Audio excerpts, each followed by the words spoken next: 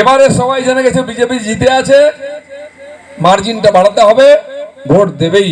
গ্রামে গঞ্জে ডেকে আমাকে বলে দিচ্ছেন লোকেরা। সেটা আপনারা হচ্ছেন সেই সৈনিক, যেখানে বিজেপি 4-6% থেকে 40-এ এসছে, আপনারা লড়াই করেছেন, বারবার ইলেকশন লড়াই করেছেন। আপনারা ভোট বাড়িয়েছিলেন বলে গত লোকসভায় জিতেছিলাম। এখানে লিড না পেলেও এই ভোটটা মিলিয়ে লিড হয়েছে। সেটা আমরা অন্যের কাছ থেকে লিড নেব না ধার। টিএমসির থেকে একটা হলেও বেশি ভোট চাই মন্তেশ্বরে, হবে তো? এক ভোটে হলেও লিড চাই, তাহলে 1,00,000 2,00,000 সব হবে, বাকিরা করে নেবে। সেন আজ আমরা সবাই এসছি। বর্ধমান দুর্গাপুর লোকসভা কেন্দ্রের বিজেপির প্রার্থী দিলীপ ঘোষ আজ প্রচারে আসেন। মন্তেশ্বর বিধানসভার মধ্যে মন্তেশ্বর ব্লকের পিপলন অঞ্চলের করন্দা, পিপলন সহ বিভিন্ন গ্রামে তিনি প্রথমে পিপলন অঞ্চলের করন্দা গ্রামে গ্রাম সম্পর্ক অভিযানের মাধ্যমে করন্দা গ্রামের কন্ধেশ্বরী মন্দিরে গিয়ে কন্ধেশ্বরী দেবীর পুজো দিয়ে করন্দা গ্রামের মানুষের সঙ্গে দেখা করে সকাল সকাল ভোট দানের অনুরোধ জানানোর মাধ্যমে গ্রাম সম্পর্ক অভিযানের নির্বাচনী প্রচার শুরু করেন তিনি। তারপর পিপলন অঞ্চলের পিপলন বাজারের সন্নিকট একটি মাঠে মন্তেশ্বর বিধানসভার বিজেপির 1, 2, 3, 4, 5 নম্বর মণ্ডলের কর্মীদের নিয়ে একটি কর্মী বৈঠক করেন বিজেপি প্রার্থী দিলীপ ঘোষ। এই কর্মী বৈঠকে দিলীপ ঘোষ বক্তব্য রাখতে গিয়ে রাজ্যের তৃণমূল কংগ্রেসের দুর্নীতি ও সন্ত্রাসের কথা তুলে ধরে। ওই ডানলো ফিলের বিছানায় শুতে দেবো না, জেলে গিয়ে সিমেন্টের বিছানায় আর এমন লাল লাল ইট মাথায় দিয়ে শুতে, বালি সব পাবেন। আর আমি বলছি না মন্ত্রী মুখ্যমন্ত্রী সব জেলে আছে, তাদের জিজ্ঞেস করুন কেমন আছেন। 10 কিলো 12 কিলো 15 কিলো 20 কিলো ওজন কমে গেছে। ওই থলথলে চেহারা জলহস্তির মতো নাই, এখন স্লিম হয়ে গেছেন এরকম। একবার ফোন করে জিজ্ঞেস করো জ্যোতিপ্রিয় কেমন আছে। এতজনের রেশনের চাল ডাল খেলো, বল কোথায় আছে গো, ভাতের বাড়ির ভাত জুটছে না, জেলের ভাত খেতে হচ্ছে। এটা মোদির রাজত্ব, গরিব লোককে চুষে সুখে থাকতে পারবে না। উনি বলেছেন গরিবের টাকা বার করে গরিবকে বিলিয়ে দেবো, আর এটা হবে। সেই জন্য এবারে নির্বাচন হচ্ছে এই খুন খারাপি দুর্নীতি সন্ত্রাস বন্ধ করার নির্বাচন। নরেন্দ্র মোদী এসে লোকসভায় ভাষণ দিয়ে যাচ্ছেন, বলে যাচ্ছেন এটা করবো আমরা। আর যারা একদিন অত্যাচার করেছে তারও হিসাব হবে।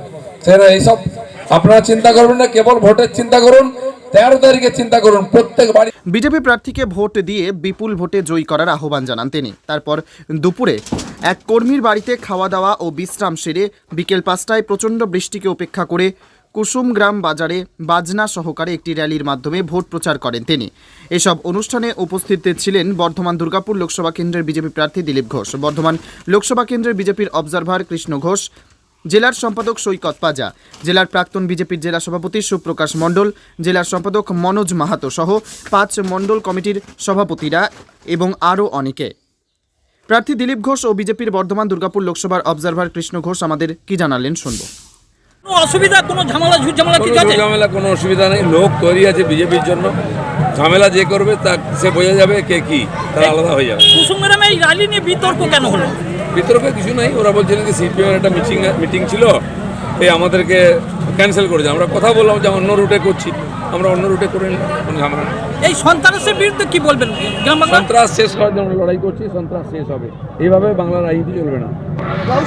যে গ্রাম আছে পিলবন গ্রামে আজ যে বুথকর্মী সম্মেলন হয় সকালে, সেখান থেকে কানপুর যে আছে, কানপুরে ওনার লাঞ্চ আছে, তারপরে যে করন্দা আছে, করন্দা কানপুর হয়ে লাস্ট আমরা যেখানে বন্ধুপুর যাবে, বন্ধুপুরের পর এখানে যে কুসুমগ্রাম আছে, কুসুমগ্রামে আজকে একটা র্যালি আছে। র্যালির পর তিনি আবার ফের মাহমুদপুর হয়ে তিনি চলে যাবেন আমাদের পুরো একদম বর্ধমান।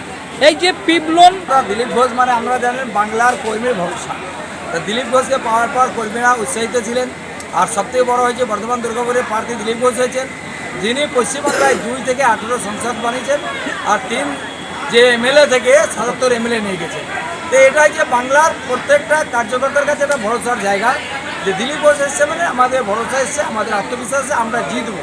আর এই মন্তেশ্বর বিধানসভার প্রত্যেকটা কার্যকর্তার মনে একটাই আশা, মন্তেশ্বর বিধানসভায় প্রথমবার ভারতীয় জনতা পার্টির কর্মীরা এসে সুন্দরভাবে প্রায় 1000-1200 কর্মী এখানে এসছেন। তারা খাওয়া দাওয়া করলেন প্রোগ্রামের পর, এরপরে মিছিলে যাবেন। তাদের মধ্যে একটা আলাদা উৎসাহ। দিলীপ ঘোষ মানে একটা জোশ, তাই প্রত্যেকটা যুব সমাজের কাছে একটা ভরসার জায়গা তিনি আছেন।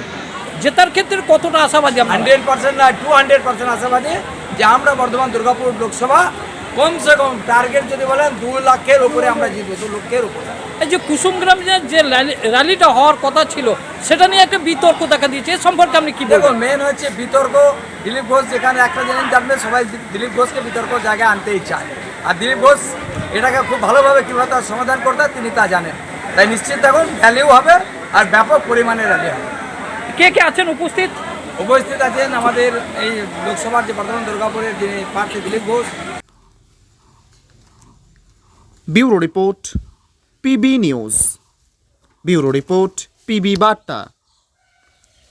Annapurna medical hall, chemist and druggist. এখানে সকল প্রকার ওষুধ পাওয়া যায়। নবাবহাট মোড়, পূর্ব বর্ধমান। যোগাযোগ করুন 6295528655 অথবা 7602347696।